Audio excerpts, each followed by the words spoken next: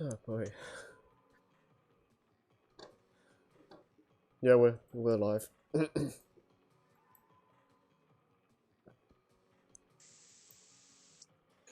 Hello, everybody, and welcome to Storytime with Scrappy and Friends, where your dreams come true, unless you wanted the show canceled. Today's episode is a tale into the twisted psyche. What'd you say, Tanner? Continue. That's right, I'm already in character. Now continue. Continue before I snap. Today's episode is a tale into the twisted psyche of the Mario cast. And for once, I didn't write it. With us today is Tanner, the Dark Lord Luigi himself. That's right, motherfucker. Oh, they've been waiting for my return. I've learned new spells. New things to plunge this world into an era of darkness not yet seen since the rise of Satan himself. Which in this case would be the underwear world if you've played Paper Mario games or whatever it's called. I swear to God, I have no idea what I am talking about. The point is I am a fucking demon. In my canon, maybe. In this canon, you're just a punching bag. Luigi, not you, Luigi. I need to clarify that. And I'm depressed. Hey. Yeah, also, here against his will is our friend Harry. Copsy, I can't lie to you. He flew away. That I'm here of mine. And with us, regrettably, every other week is Nova. Hello, wonderful pupils.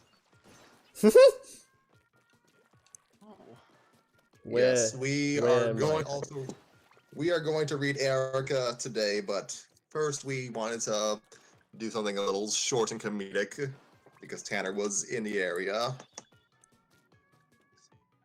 So we will be regaling ourselves with the tale stands for Loser by the Wimpzilla. This was a fan fiction story written back in the late 2000s, and it might be one of the first. It's not the first long-form Mario story I ever read. Was probably the first long-form comedic story I ever read. Okay. Mario story. I think we're only doing 2 chapters. By the way, I should clarify that Luigi cast a dark spell on me recently. He used his powers of necromancy to summon zombies to destroy my mic, which he easily could have just done himself. I don't know why he had to bring zombies into it. That just seems like adding extra steps to a simple task. The fuck are you saying? I hear you talking shit over there, buddy. I'm sorry, Luigi. I'm so sorry. I will never, ever question your authority again. Praise be to Luigi. Oh, man, I'm sorry, I'm not a Satanist. I really don't know what I'm talking about. Only thing you need to say, my dear sweet summer child, is indeed real. Alright. Well done. So, yeah, I say long-form story, and it is. There's like 20 chapters, but it's mostly episodic comedy. Continuity definitely exists, but serialized it kind of isn't, so we can just kind of sample a few chapters every once in a while. So we're going to start off with the first 2.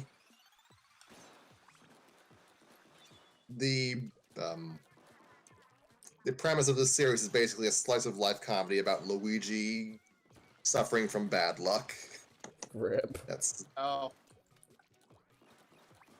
his life is just a comedy for us to laugh at. Damn, dude. Luigi becomes the Joker. Keep that in mind for later chapters. Oh, he's gonna snap.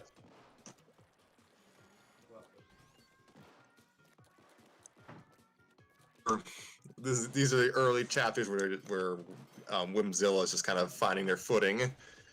Like, early chapters are written in script format. That will change down the line, but I wanted to start from chapter 1. Alright. Alright. Let's see, so...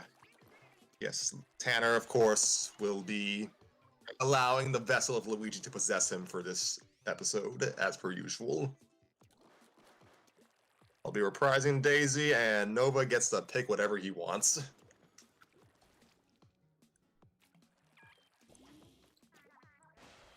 This is The L Stands for Loser by the Wimpzilla.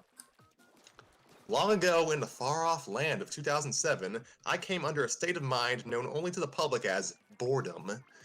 As such, I wrote these short stories about Luigi, one of my favorite characters in the Mario series. After that, they pretty much were lost to the world, but by dumb luck, they were found again. After rereading them and getting some laughs, I decided to post them on this site, fanfiction.net, to see what the rest of the world thought.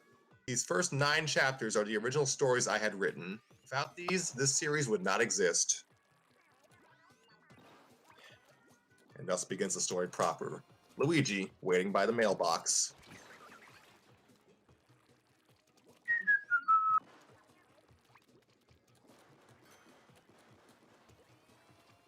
His watch. Not whistling loudly enough into the mic, I'm sorry. I heard the whistling. Alright. Luigi looks at his watch and scratches his ear.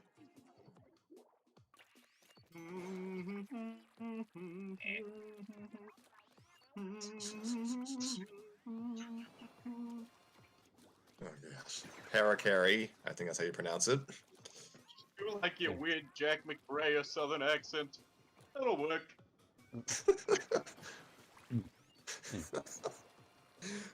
Mail call! Luigi grabs the mail straight out of his bag and runs inside, slams his door. There's no dialogue there. Parakarry. Parakarry leaves as Luigi rifles through his letters at the table. Oh boy, oh boy, oh boy, oh boy, oh boy! Mario is covered in junk mail, looking angrily at his mushroom munchies that have also been vandalized with junk mail. Sorry. Luigi. Sorry. I just heard that there was a pudding.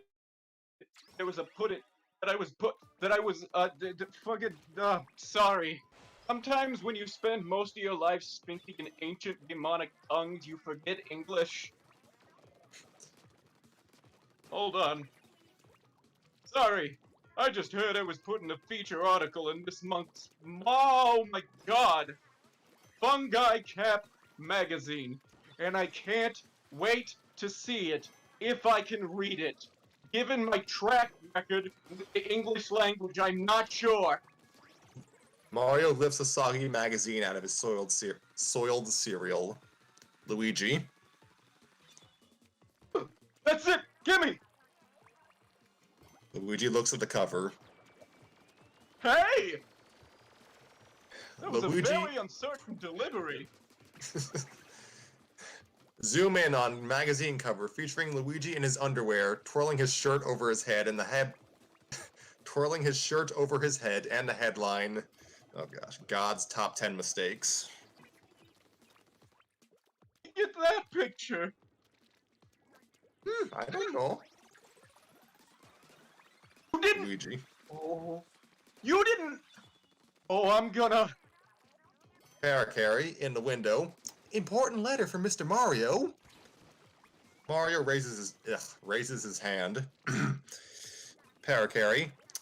It also says the green one. Luigi. Had it be me, Luigi snatches the letter. probably an apology for that stupid Fungi Cap magazine. Oh. Oh, wait, it's Daisy! Parakarry. Oh. Ooh. Luigi reading from the letter. What are you doing here? Dear Luigi, Lately, all I've been able to think about is you and your sexy stash. You and your handsomely chiseled figure come by my place sometime? I'd like very much to get to know you better over dinner and a movie. Daisy. P.S. If you'd like to know more about where my house is, check out the enclosed instruction book. Please wear your stylish yellow and purple polka dot jumpsuit under a frilly pink dress. You'll know why when you get here. Going on a date with Daisy! What date plans do you two have? What date plans do you two have? Nada! But I have a date with Daisy! Read it and wait! Booyah! Luigi runs out the door. Paracari and Mario coyly give each other the knuckle touch. Meanwhile, at Daisy's castle, doorbell. Ring, ding dong.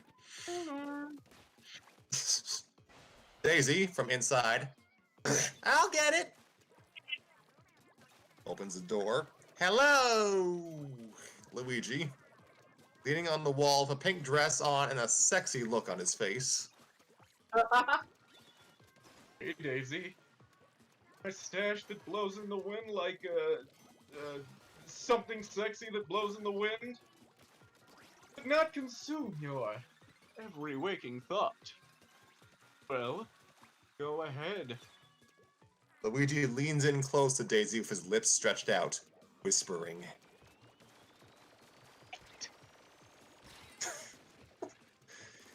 Daisy, oh. Luigi. Oh, this poor bastard. Tell me what stuns you. Is it my girly looks? Luigi rips off the dress to reveal a hideous yellow and purple polka dot jumpsuit. Or my manly looks? Daisy. Security! Luigi. Oh, wait! Didn't you tell me to do these things? No. But I got a letter from you! I'm sorry, but I never sent you a letter. Oh, sorry for wasting your time. I just thought I finally had a chance to impress you. Luigi starts to leave. Daisy. Wait, do you want to come in for a second? Luigi perking up. Really? I mean, sure, but I thought you were creeped out. Daisy. I was, but that was a misunderstanding, and for some reason you seem interesting. Luigi couldn't believe his luck. Finally, after all this time, fate would smile upon him instead of toy with him. He enjoyed the time he spent with Daisy, and Luigi was thoroughly convinced there was no other guy on Earth luckier than him right now. Daisy, giggling. So, you were actually pummeled by the other team's quarterback because you mistook his mother for a dog? Luigi. Yeah, and I wasn't even playing. I was the mascot. Oh, you know, Luigi, nobody else can make me laugh like you do. And I mean that in a good way. Oh, hi, Charming. Luigi. Charming? Luigi turns around to see a handsome man in regal clothing. Daisy. Luigi, I'd like you to meet someone very dear to me, Prince Charming. Charming. Me and Daisy have known each other for a very long time, and any friend of hers is a friend of mine. God, Luigi, of course confused. Nova's playing the character. Of course Nova's playing the character who fucking cucks me. Luigi confused. But, friend? Luigi was thoroughly convinced that there was no other guy on Earth unluckier than him right now. All this time, Luigi thought that Daisy was starting to like him when she already had a boyfriend. Wait a minute. He didn't really Sorry, know for sure they did were. that not come through? I will try that again. Luigi was thoroughly convinced that there was no other guy on Earth unluckier than him right now.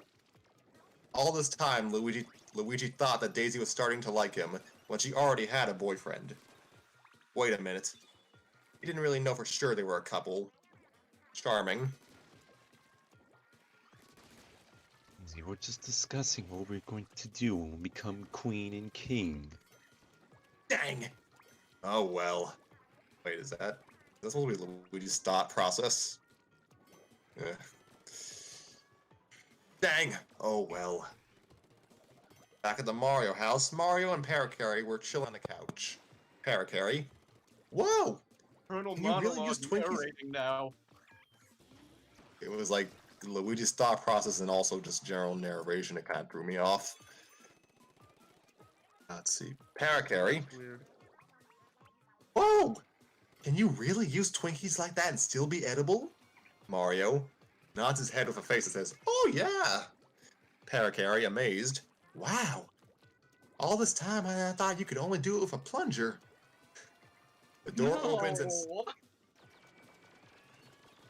the door opens and slams. Parakarry.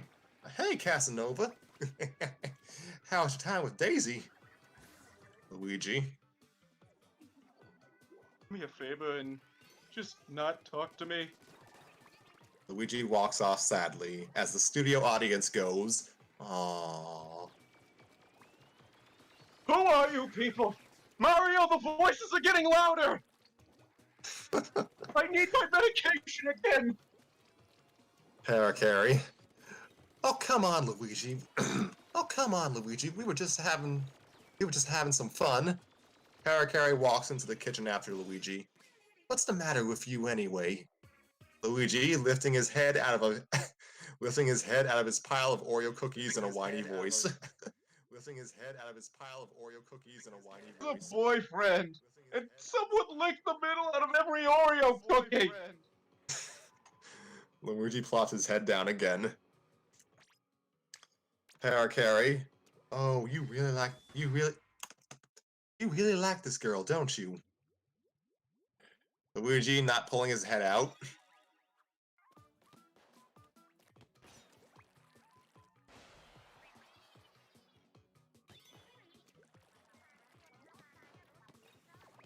Too muffled? Yeah, I couldn't hear that at all.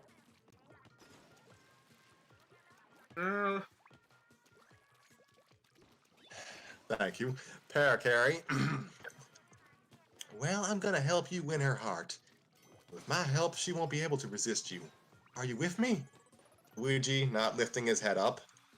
Hey! Are you breathing? Oh no. And Luigi's dead. That's the end.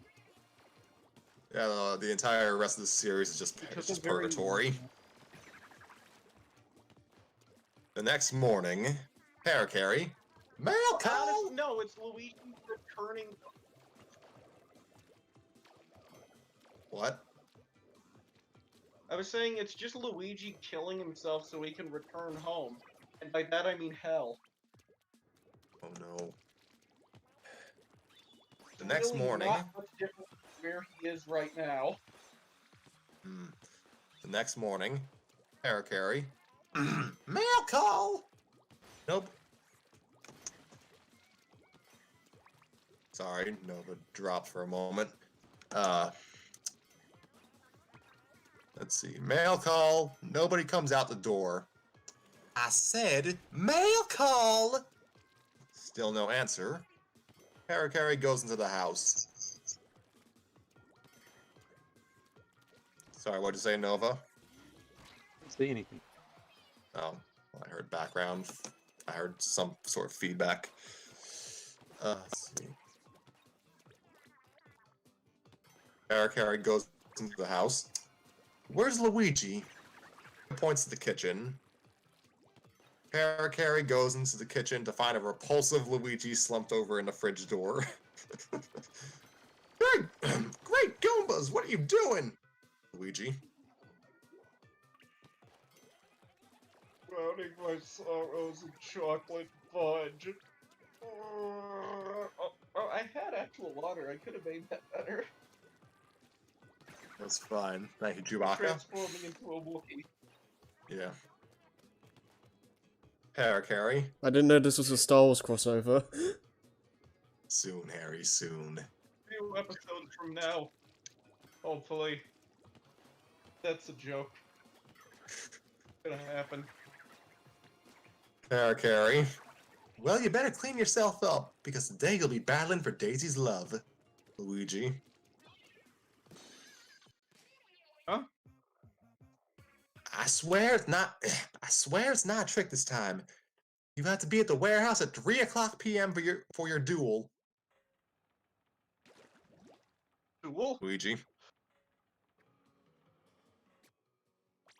Believe me, I am fully prepared for this. This is not my first time taking a human life. And it certainly won't be the last. Harry. That's what Charming called it. I'm sure it won't be an actual sword fight. Well, I'll give it 50-50. Or more likely 90-10. Fine, it's a sword fight. What else do you want me? What else do you want? What else do you want from me aside from coherent sentences? Luigi. Way out. Harry. Actually, Dude. you know what? Did you guys know that I invented the gun? Hold on, let me show you. Oh no. Let's see, Harry. Dude, if you're back out now, you may never have another chance at Daisy's love. So are you going to chicken out and spend every night of your life wishing you had gone? Or are you going to duel with Charmin and take the risk of being killed while trying to impress Daisy, even though there's only a small chance of her liking you back? Luigi is silent. That's what I thought. As he puts his gun back in his pocket. Meanwhile, at the warehouse, Luigi walking into the dark, empty warehouse. Coming? I know you're in here, so stop trying to freak me out. Luigi lights up his plastic Star Wars lightsaber toy. Okay, there's a crossover. I'm not scared, so you might as well cut it out. And loud voice. Where 3 contestants sit behind a wall and answer questions from our lovely contestant. And whoever she chooses will get a fabulous date with our lucky girl. And now, here's your host, Prince Peasley! Prince Peasley.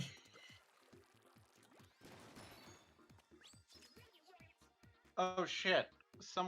We maybe should have cast this beforehand, which I say every episode. I'll handle him. Not sure what he'd sound like.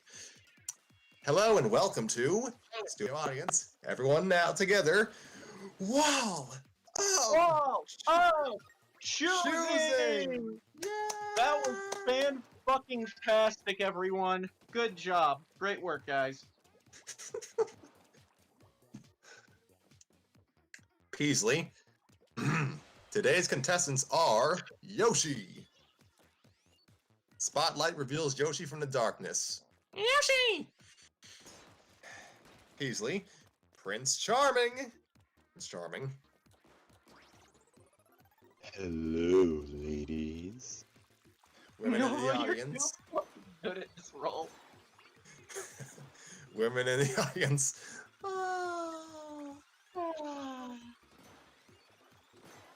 Prince Peasley. And Luigi. Luigi. Hey, ladies. Women in the audience. Ew. I am literally just a taller version of my brother. There is no reason you should be more disgusted by me. I swear to God, I'm going to create a subreddit for virgins like me to express my immeasurable hatred of women. Prince Peasley. And there he instantly loses. Because Prince he couldn't touch and he had checked. Prince Peasley. And now, let's bring our fair maiden out to the stage, Princess Daisy. Studio audience, yay! You suck! Why are you cheering for her? She's a fucking recolor! I swear to God! Public television. And I'm assuming it's to mock me. Seen the end of that one movie with the clown. I forgot the name of it, but I swear to God I will recreate it. Oh gosh, this is only on this show can we do this. Prince Peasley. When I come out, could you introduce me as Mr. L? Since she just came from our soundproof room, Daisy has no idea who these guys are. Not even their names are known to her. Let's get started from the first question, Daisy. Daisy, if you had a choice between me and freedom, which would you choose? Which would you choose? Yoshi? Yoshi? Translator? Freedom? Prince Charming? Some things are better than freedom. Studio audience, yeah! Luigi? It depends which one will provide more doodle cakes. Daisy? If I were kidnapped by a monster, what would you do? Yoshi? Yoshi! Translator? Get Mario. Luigi? Fine. Sorry, could you repeat that? That was mine. Curse you Thank for you. ruining the comedic timing of that. You're welcome, buddy. Charming. Oh, God! God damn it, I forgot the medication. The voices of that.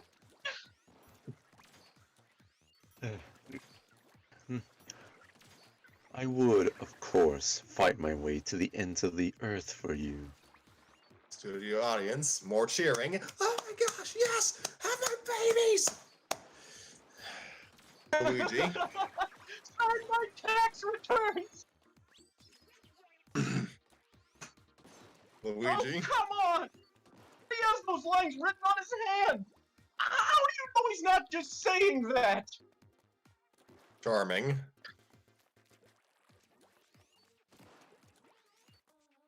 Well, if you kidnap Princess Daisy, then we'd find out, wouldn't we? Studio audience. Oh, Ooh. oh shit! Okay, I Luigi. was going for like a rapper hype man. That's probably more accurate to what it was. Luigi. That retort doesn't even make sense. Toadette in the audience. Who cares? He's totally hot! Women in the audience cheer and agree. Oh gosh. Yeah, I agree.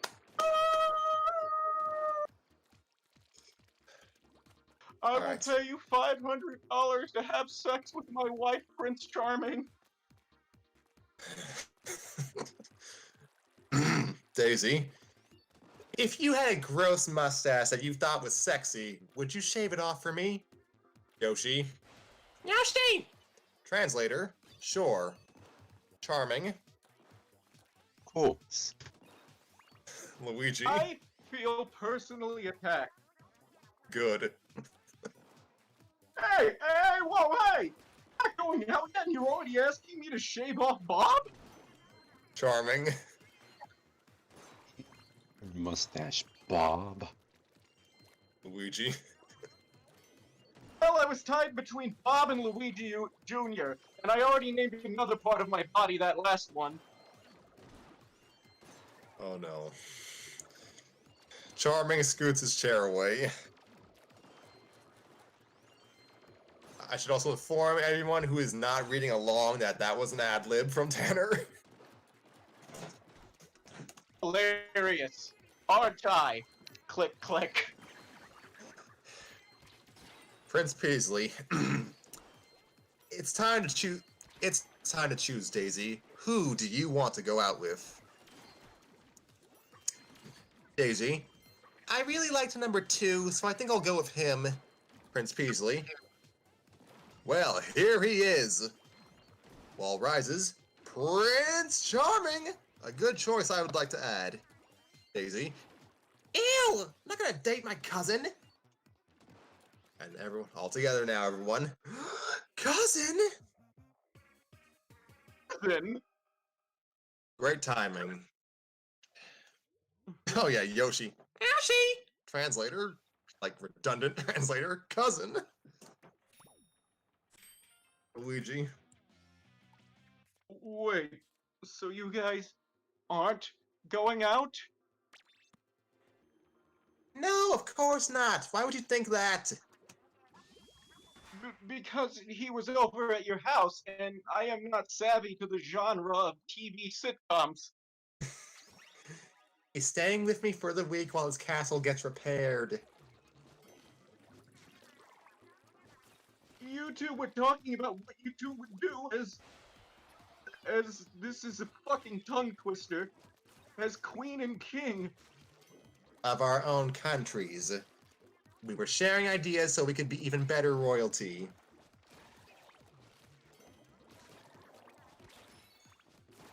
Oh, so why did Charming even come on the show? It feels like you from dating my dear cousin. I mean, what's up with naming your mustache? Shut the That's fuck enough. up, Nova, I mean Charming. That's enough, Charming. That's enough, Charming. I don't need you protecting me, especially from someone I kinda like. Everyone except for Daisy. Huh? Huh? Daisy. Well, he's kinda cute, and no one else makes me laugh as much as him. Luigi. Oh, do you want to go get a mocha with me then? Sure. Daisy leaves with Luigi, who can't believe this is really happening. Prince Peasley, who was shocked. Well, I guess you have it. She went out with Luigi and Bob, even though she chose Charming, who turned out to be her cousin. And all the while, Luigi was carrying both of their babies. The camera pans to show Yoshi leaving the studio. Yes, the camera pans to show Yoshi leaving the studio with baby Daisy and baby Luigi on his back. I like that visual pun. Peasley, tune in next time, where we'll hopefully have a normal show. Good night. As he leaves the stage in disbelief. End chapter.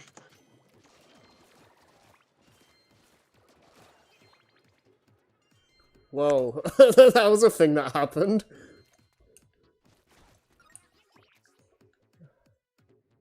Yep. I did like the visual pun with the babies. Yeah.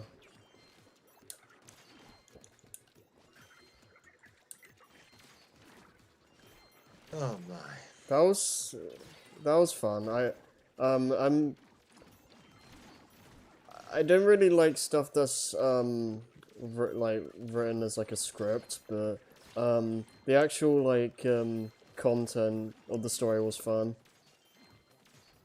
Yeah, I'm not sure when the story drops a script format, like, I don't know when. Hmm. I don't know. Oh, Orchard Star, thanks for the follow. I hope you enjoy the rest of the story time. I think, excuse me. When did it stop?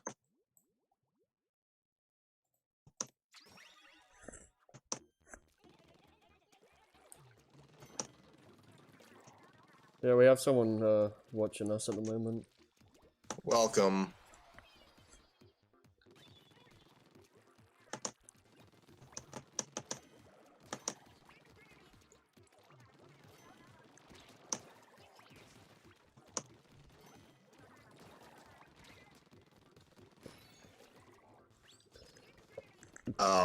It does stop, but I think it ends like around chapter 15.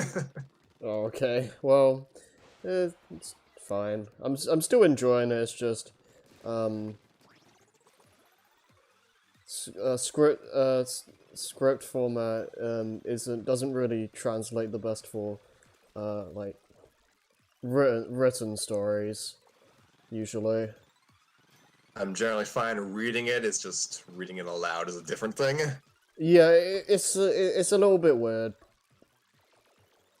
Like, yeah, I'm like, I trust you. Well, Tanner's not here. He had to drop briefly, but I trust you. I trust Tanner and Nova to read along so they can jump in as necessary, so I don't have to call out the character names every time. I don't think Yeah. anyone actually enjoys that. Yeah, I say this mainly because I used to write like this, and I didn't realize how not how non-intuitive it is, or like it doesn't really work well a lot of the time. So yeah, that's my only real Like it- complaint. That's only my only real complaint with this. Besides that, it was fun.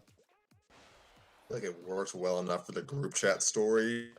Yeah, there's specific things it can work for. Like group chat stories work fine because you're basically writing what would essentially turn into a transcript. So that makes sense.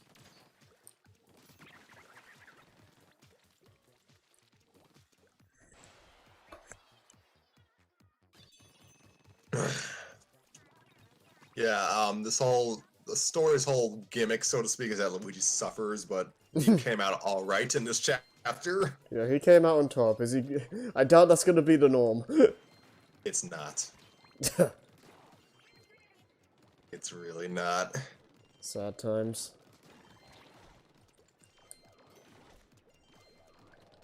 So I guess have considered this the payback for Luigi being kind of psychotic in my story. Alright. Yes, we will read chapter 2 when Tanner comes back. Oh, okay.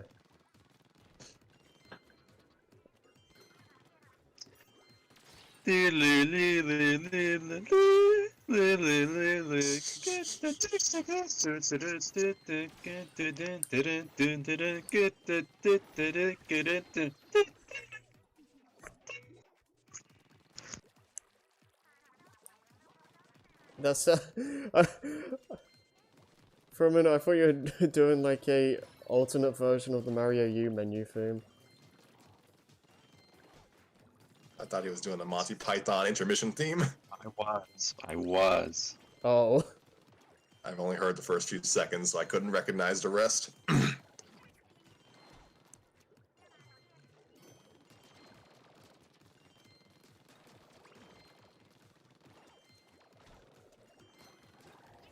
God dang, Splatoon's enemies are ugly.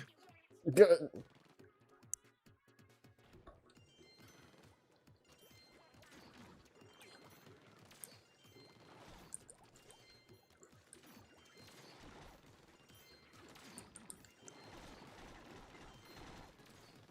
Absolute carnage.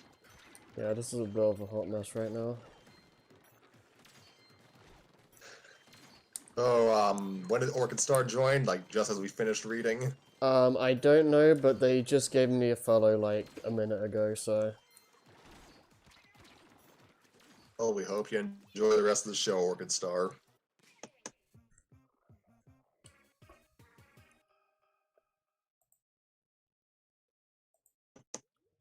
Yeah, they're still here. They haven't said anything in chat, but they are watching.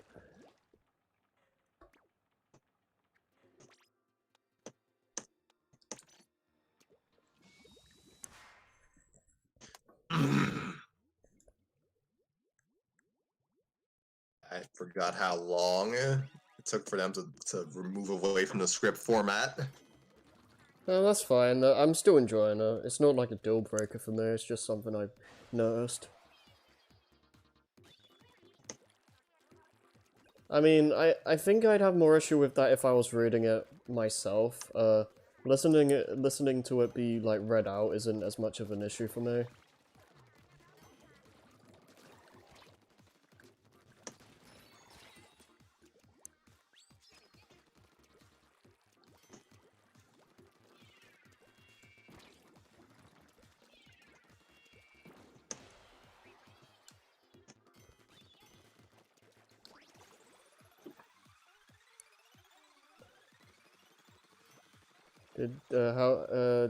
Where did Tanner go anyway? He had computer issues. Oh, okay.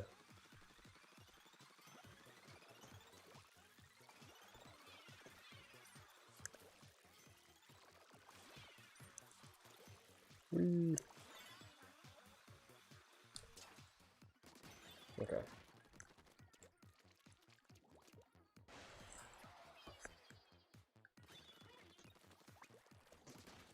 Welcome back, Tanner. Oh, he's back.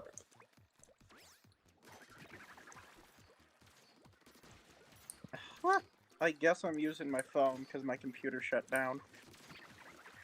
Oh, you sound fine. Anything can so- happen at story time. Yep.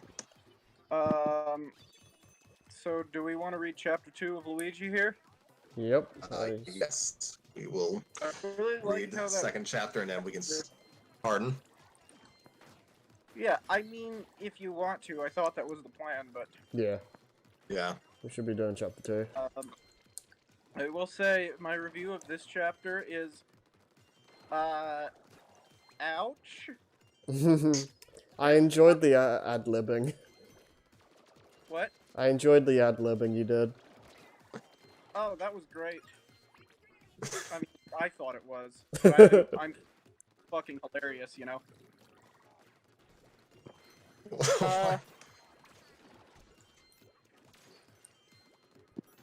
I like how this is an entire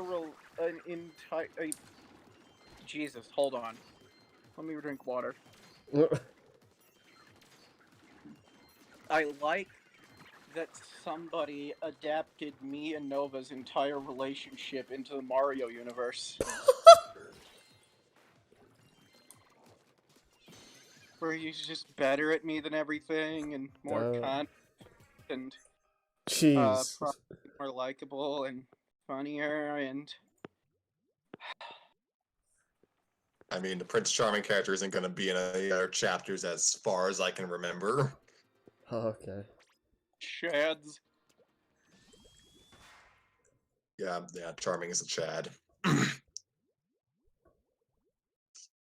Bitch should change her name to Princess Stacy with the way she's acting.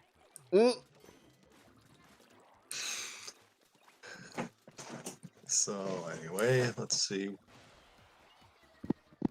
Second chapter will introduce the second chapter of the story will introduce one of the recurring original characters of this story.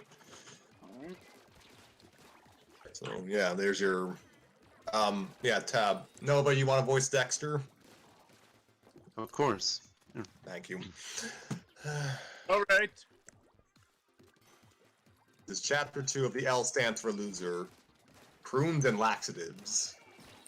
Oh boy, this already sounds like just a wonderful time, like just a real thrilling hour of entertainment here. I know. Knowing Anyways, us, on to the show. entire hour too. What did it say? Knowing us, it'll probably actually be an hour too. Probably. Chapter 2. Luigi, sitting at the kitchen table with Mario. So, have you met our new Toad neighbors yet? Also, should I call them that, or is that racist? Mario shakes his head no. Oh, okay, so it's not racist.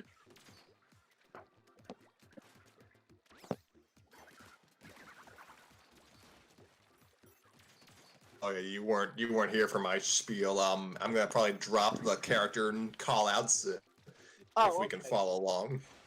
Okay. I'm just gonna get my water here. Alright. Oh! Here he comes now! Oh, I think he skipped the line. Oh, they have the cutest kid. Great taste! He looks up to me as a hero. Here he comes now! Hey, guinea pig. I mean, Luigi. Mario, what is he even doing? He's like, he just has emote faces for his dialogue.